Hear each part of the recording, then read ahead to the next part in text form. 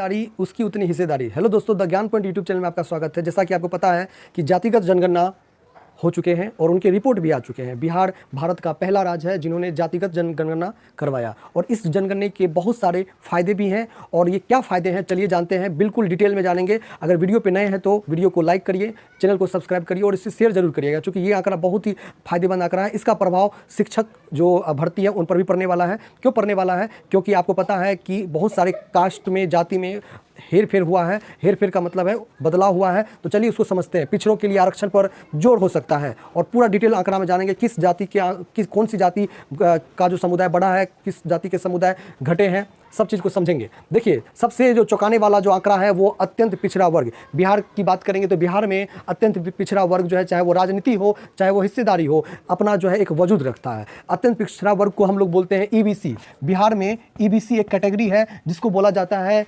Extremely backward classes. इसे कहीं कहीं एमबीसी भी बोला जाता है, मोस्ट बैकवर्ड क्लासेस, और कहीं कहीं पे BC1 यानी बैकवर्ड क्लासेस फर्स्ट भी बोला जाता है। इसमें वो सारी जाति आती हैं जिसको कहीं ना कहीं हम लोग पिछड़ी जाति कहते हैं, लेकिन यह अत्यंत पिछड़ा है। और अत्यंत पिछड़ा की बात कर लेंगे तो ये चौंकाने वाले रिजल्ट क्यों हैं? क्योंकि इनके आंकड़े 26% और 26% पहले अनुमानित थे। क्योंकि आपको पता है कि जातिगत जनगणना जो है वो 1931 में हुआ था और उसके बाद कभी भी जातिगत जनगणना नहीं हुआ है और जाति के आधार पर जनगणना नहीं हुआ। और उसी आंकड़े को लेकर के चाहे वो राजनीति होती थी, चाहे वो योजना होता था, मान के चलिए कोई योजना बनेगा तो उस योजना में आपके अत्यंत पिछड़ा वर्ग भाइयों के समुदाय की जनसंख्या ज़्यादा है तो उनके लिए तो पैसा का आवंटन कम ना होगा। कोई नौकरी का पद है, कोई, अभी मैं आपको समझाऊंगा कि ये कहाँ नुकसानदायक है, मैं आपको समझा रहा हूँ। 26% ABC है और पहले सर्वे से पहले अनुमानित था 26% है। अब वो सर्वे के बाद पता चला कि भाई यहाँ पे तो 36% है, यानी 36% ज़्यादा है, यानी हमारी आबादी 10% न हो गई। अगर 10% आबादी हो गई, आपको पता है कि 15% आबादी वाला 10% आरक्षण ले रहा है और 10% आबादी आपकी ज़्यादा है तो कम से कम उस अनुपात में 7 से 8% आरक्षण ज़्यादा होनी चाहिए।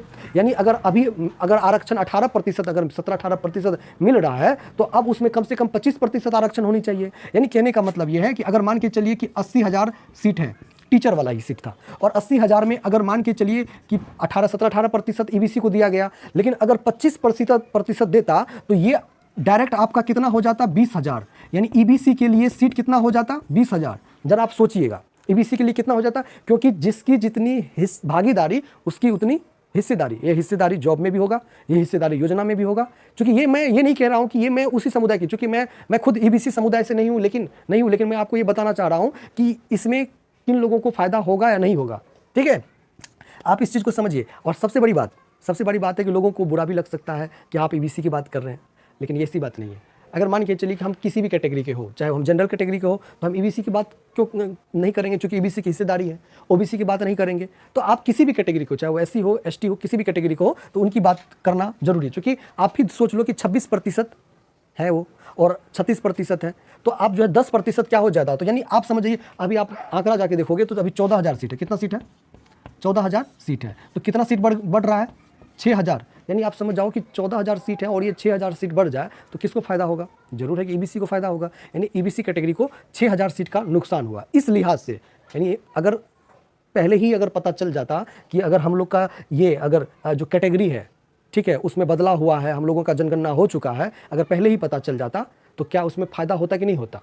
अगर मान के चलिए हम लोगों की जनगणना की रिपोर्ट अगर 2011 में आ जाती, ठीक है, 2012 में आ जाती, 2013 में आ जाती, ठीक है, तो क्या इसका फ़ायदा होता? जरूर फ़ायदा होता। 2015 में आ जाती तो इसका फ़ायदा होता।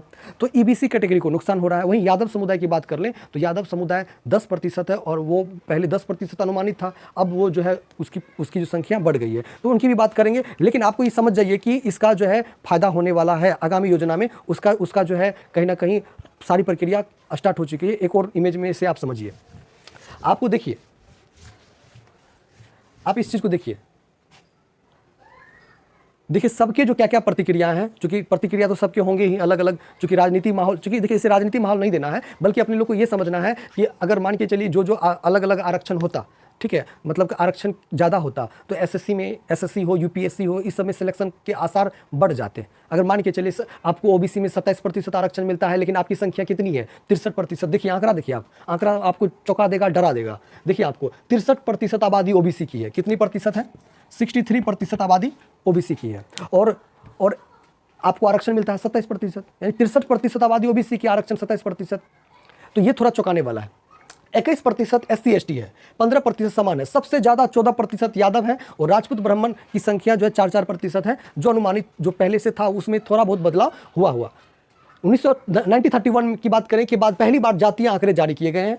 यादव की बात कर लें, यादव सबसे ज्यादा अगर आबादी है बिहार में वो है यादव समुदाय, 14.26% समुदाय है वो यादव का, यानी ओबीसी का है। पासवान समुदाय है 5.3% पासवान समुदाय है।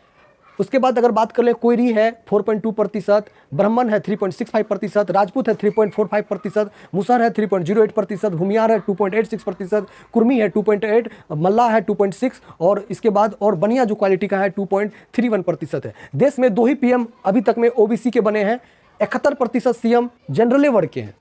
आप समझिए, जनरल वर्ग के 71% सीएम है। आपकी आबादी 15%, सीएम 71%। आपकी आबादी 63%, सीएम मात्र 2, पीएम मात्र 2, यानी अभी तक में जितने पीएम बने हैं आप मात्र ओबीसी के मात्र 2 पीएम बने। हालांकि इनको जातिगत नहीं करना है, लेकिन ये समझना है कि चूंकि देखिए बिहार एक ऐसा जगह है जहाँ पर हम लोग खुद मेरी जितनी उम्र है हम लोग को पता है कि जातिगत भेदभाव तो हो रहा था, ऐसा नहीं है। हम लोग को ये पता है कि जातिगत भेदभाव हम लोग को देखने को मिलता था कि हाँ यहाँ पे जातिगत विषमता देखने को, लेकिन आज बहुत ऐसा स्थिति है कि जातिगत बहुत कुछ ठीक हुआ, लेकिन बहुत कुछ ठीक होना बाकी है। आप देख लो कि मध्य प्रदेश में आप जाके देख लो, मध्य प्रदेश में एक महादलित के जो है फेस पर जो है टॉयलेट किया गया था। आप देख लो, दलितों के साथ तो थोड़ा बहुत अत्याचार तो होता ही है, ऐसा नहीं है कि दलितों के साथ अत्याचार नहीं होता है। ये अगर आप सत्य मान लोगे कि नहीं होता है तो ये कहीं ना मूर्खतापूर्ण होगी, अत्याचार होता है। लेकिन उसको भीमराव अम्बेडकर जी ये कहते हैं कि भागीदारी उनकी भी होनी चाहिए, और इसके लिए वो गांधी जी से भी लड़ पड़े थे, ठीक है, जिसको आपको पता होगा कि 1932 में पूना समझौता गांधी जी और अम्बेडकर के बीच हुआ था। तो अम्बेडकर वादी सोच लाना नहीं है, बल्कि ये नहीं कि अम्बेडकरवादी सोच आप थोपी दो, लेकिन कहीं ना कहीं आपको वो सोच नहीं, कम से कम उसके विचार को थोड़ा बहुत आपको समझना पड़ेगा, क्योंकि उनके विचार को अगर सोचोगे ना तो आप दलितों के साथ अन्याय नहीं होगा। ऐसा नहीं कि हमको हिंदू धर्म छोड़ के अम्बेडकर जी ने बौद्ध धर्म अपना लिया तो हम भी अपना लें, ऐसा क्यों? उनके पूरा सोच को मत अपनाओ, लेकिन कम से कम उनके इस विचार को तो जरूर अपनाना है कि दलितों के साथ अत्याचार हो रहा था। तो इसका एक प्रमाण है, इसका बहुत सारे प्रमाण है, आप लोग पढ़ते भी होंगे, देखते भी होंगे, ठीक है। 12th में एक चैप्टर है जूठन, उसमें भी आप लोग ने पढ़ा होगा, जो ओम प्रकाश वाल्मीकि की रचना है। तो थोड़ा बहुत इस चीज़ को थोड़ा समझना कि थोड़ा सा तो ऊंच नीच तो हो रहा था, ऐसा नहीं है। इसमें बहुत लोग ऐसे जिन्होंने त्याग भी किए, ऐसा नहीं है, बहुत ऐसे वर्ग हैं जिन्होंने त्याग किया, अपना सर्वस्व निछावर किया दलितों को सम्मान दिलाने के लिए। तो उनकी भी अपनी राजनीति है, अपनी सोच है, अपने विचार हैं। तो सारे विचार को अपना कर ही या देश और राज्य महान बन सकता है, ठीक है। यानी सारे विचार को अपनाइए, और जहाँ जिस विचार का प्रयोग हो उस विचार का प्रयोग करिए, क्योंकि सारे विचारों में ही आपका अपना वजूद छुपा हुआ होगा। तो समझिए, तो 21 बड़े राज्यों के 471 मुख्यमंत्रियों में से देखिए 71% सामान्य है, 21% ओबीसी हैं, SC ST की बात कर ले 3-4% है। देखिए मुख्यमंत्री जी की क्या राय है? मुख्यमंत्री जी की राय है कि बिहार का जातीय सर्वे देश के लिए नजीर, आगे क्या करेंगे इस पर अभी हम नहीं बोलेंगे। यानी आप इशारा समझ लीजिए, नीतीश कुमार इस मामले में बहुत ही माहिर है। यानी वो बोल दिए कि आगे हम क्या करेंगे, ये बोलेंगे नहीं। वो भी जब ईबीसी को आरक्षण मिलने वाली बात थी तो ये नहीं बोले थे कि क्या करना है, तो ईबीसी को आरक्षण दे दिया। और ये समझ लीजिए 26 से आपकी आबादी 36% हो गई है, तो आरक्षण भी 18 से 25 हो सकता है, होगा नहीं, ये नहीं बोल रहे, में भी हो सकता है, या आपकी आरक्षण की सीमा 25 हो सकती है। क्योंकि आपकी आबादी बढ़ी हुई है, तो उस अनुसार से आपको योजना में आरक्षण में मिलेगा। इसका फायदा डायरेक्ट आपको शिक्षक भर्ती में देखने को मिल सकता है। हो सकता है कि जो 38,000 जो शिक्षक भर्ती है, इनके ये जो रोस्टर है वो फिर से हो सकते हैं, या इनको रेन्युअल किया जा सकता है। आगामी जो भर्ती होगा उनको जो है चेंज किया जा सकता है, ये हो सकता है। क्योंकि अभी तक कोई एग्जाम नहीं लिया है, तो हो सकता है कि वो अपनी रणनीति बहुत जल्दी विधानसभा में कोई बिल पास करेगा, फिर वो विधान परिषद में पास करेगा, कानून बन गया, और राज्य अपना कानून बना सकता है। और वह जो है केंद्र पर ये थोपेगा कि जब मैंने बनाया है कानून अपनी ओबीसी ईबीसी जातियों के लिए, तो राज्य केंद्र को भी कानून बनाना पड़ेगा। 63% आबादी है, उनको 27% आरक्षण नहीं चाहिए, बल्कि उनको उनकी जितनी भागीदारी है उतनी उनकी हिस्सेदारी मिलनी चाहिए, ये दावा करेगा। और बिहार की राजनीति बिल्कुल इस माहौल में गर्म होगी ही। 2024 का ये एक कहीं ना कहीं समझ जाइए कि ये एक